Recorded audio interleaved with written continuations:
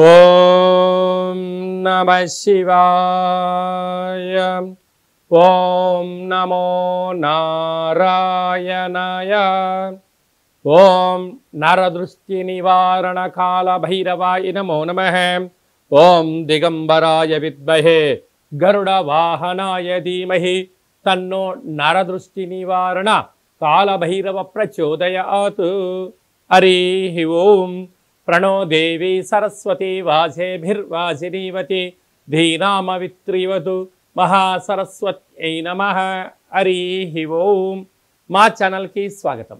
చూస్తున్న వీక్షకులకు ప్రేక్షకులకు ప్రియ కాల భైరవ భగవద్బంధులకి స్వాగతం పలుకుతూ మమ్మల్ని ఎంతగానో ఆదరిస్తూ ఉండబడేటటువంటి ప్రియ సోదర సోదరీమణులకు సనాతన ధర్మ సంరక్షకులకు వీక్షకుల అందరిపైనను కాలాన్ని శాసింపజేసే శక్తి కాలభైరవుడికి ఉంటుంది కనుక కాలాన్ని అందరికీ కూడా విద్యార్థులకు ఉద్యోగస్తులకు వ్యాపారస్తులకు అందరికీ మంచి ఆయురారోగ్యాలను మనశ్శాంతిని ప్రసాదించాలని మనసారా కోరుకుంటూ కాళభైరవ స్వామికి ఆశీస్సుల చేత 1-2-2025 నుండి 15-2-2025 వరకు పుట్టినటువంటి వారందరికీ కూడా ముందస్తుగా జన్మదిన శుభాకాంక్షలు. గతంలో వివాహం చేస్తున్న వారికి వివాహ వార్షికోత్సవ శుభాకాంక్షలు.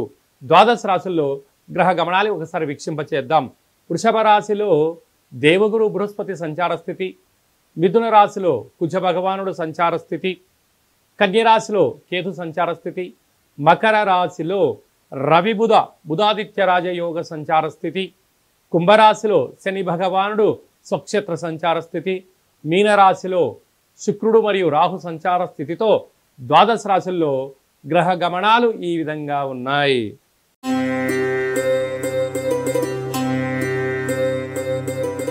కన్యరాశి వారికి మాఘమాస శుద్ధాష్టమి అక్షయ కాలభైరవాష్టమి సందర్భంగా ఎలాంటి విధిని పాటించాలో ఈ వీడియోలో సవివరంగా సంపూర్ణంగా తెలుసుకుందాం.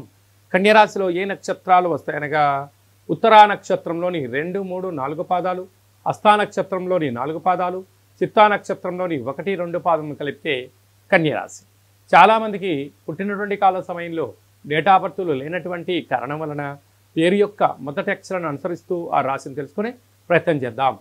యో పా టీ పు షా అణ ఠ పే పో అక్షరాల వారందరూ కన్యరాశి జాతకులే. కన్యరాశి యొక్క అధిపతి బుద్ధ భగవానుడు.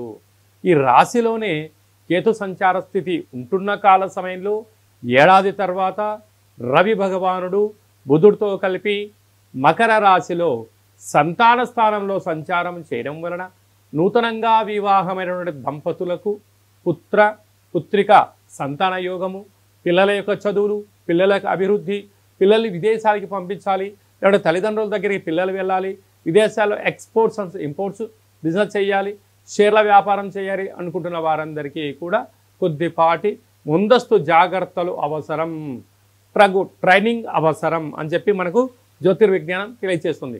6వ స్థానంలో శని భగవానుడు స్వక్షేత్రకంగా ఉండడం వలన దయచేసి అప్పులు ఇవ్వద్దు, అప్పులు తెచ్చుకోవద్దు.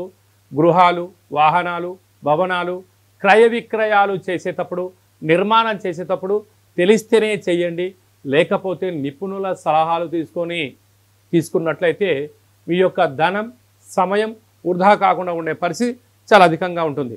భాగ్యస్థానంలో దేవగురు బృహస్పతి సంచారం చేయడం వలన వివాహమైన దంపతులు భార్యకు భర్తకు భార్య బహుమతులు ఇచ్చిపుచ్చుకునే వ్యవహారంలో అన్యూన్యమైన గృహస్థాశ్రమ జీవితం కలుపుతూ ఆధ్యాత్మికమైన యాత్రలు, విహారయాత్రలు చేస్తూ మంచి కుటుంబంలో ఎనలేనటువంటి ఆయురారోగ్యాలు కన్యరాశి వారి సొంతం కాబోతాయి.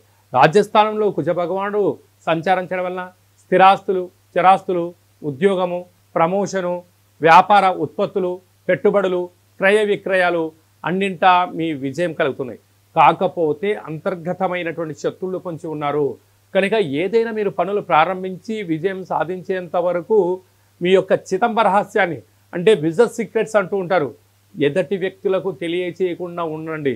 లేకపోతే కన్యరాశి వారికి శత్రువులు ఎక్కడో ఉండరు, నీ చుట్టూ ఉంటూ, నీ ఇంట్లోనే ఉంటూ, నీతోనే తిరుగుతూ నీ యొక్క అంతర్గతమైనటువంటి బ్యాంకు లావాదేవీల విషయాలను అనేక మందికి చేరవేస్తూ వారి అవసరాల కోసం మిమ్మల్ని బలి చేయడానికి సిద్ధంగా ఉన్నారు సుమా అని చెప్పి గుర్తుపెట్టుకోగలగాలి. ఈ వీడియో మీరు చూస్తున్నారు అన్నట్లయితే కాళభైరవ స్వామికి ఆశీస్సులు మీకు ఉన్నాయని చెప్పి కూడా ముందస్తు హెచ్చరికగా భైరవుడు తెలియజేస్తూ ఉంటాడు. కనుక కాళభైరవ స్వామి స్మరణ, ధ్యానము, దీపము, ముడుపు ఏర్పాటు చేసుకోవడం వలన కాళభైరవ స్వామి ఇంటికొచ్చి మిమ్మల్ని ఆశీర్వదించి అన్నింటా విజయం కలిగిస్తాడు అని చెప్పి కూడా గమనించాలి.